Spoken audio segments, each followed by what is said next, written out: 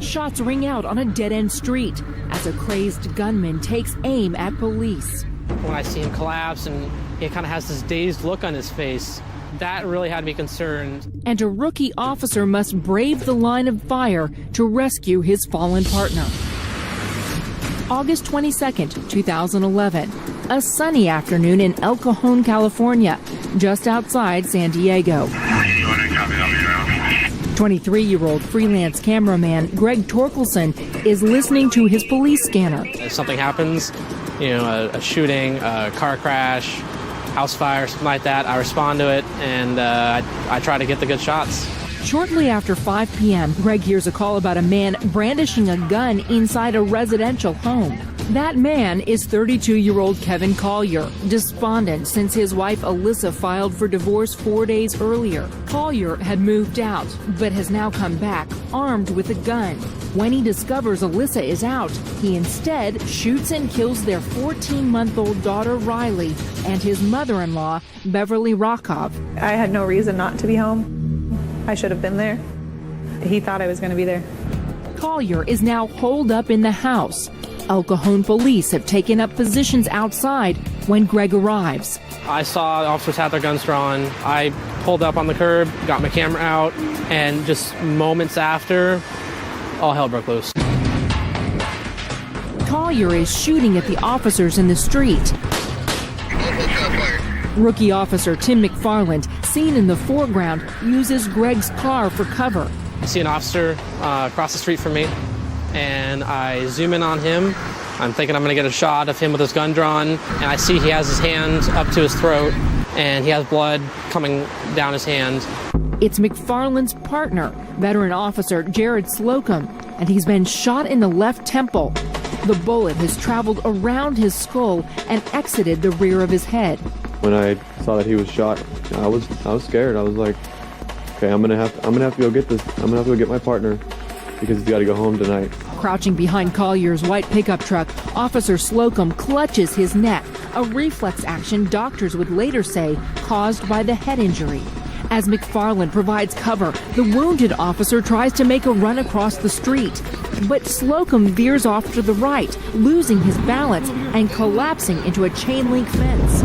McFarland, knowing every second counts, runs across the street to get to his partner, putting himself directly in the crosshairs of Collier's rifle.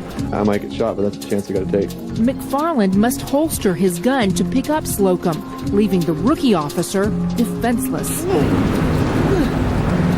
He proceeded to do what's called a dummy drag, and he picked up his partner from underneath the arms and pulled him right out of the road. Two residents that were standing by saw that. They ran out there, and they heroically, they went out there and they helped save that officer. Slocum needs immediate medical attention. The officers are on the side of the dead end with no outlet. Police decide it's too risky for EMS to cross in front of Collier's home with the shooter still active.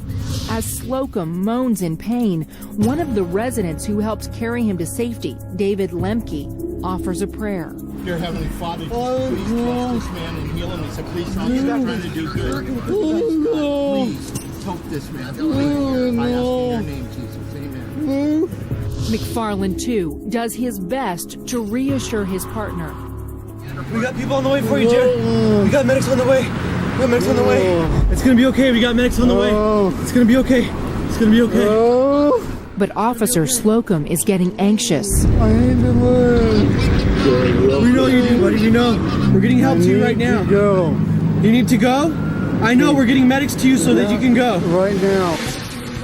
8 minutes after Officer Slocum is shot, a team of police race across the street in front of Collier's house, braving possible gunfire.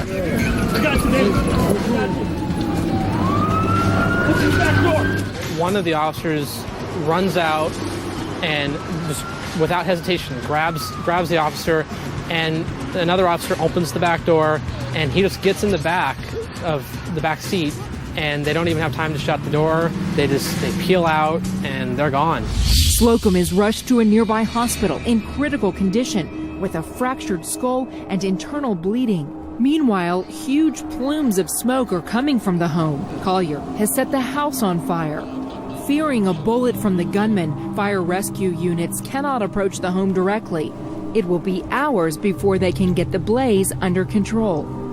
With flames engulfing his house, Collier goes to his garage and takes his own life with a shotgun, ending the standoff. A dramatic shootout caught on tape leaves a wounded police officer recovering in a San Diego hospital. Greg's footage makes national news. After the incident, the El Cajon police used the video as a training tool. It was definitely a life-changing experience to be there and to witness something like this. As for Officer Slocum, he survives the ordeal and is expected to make a full recovery.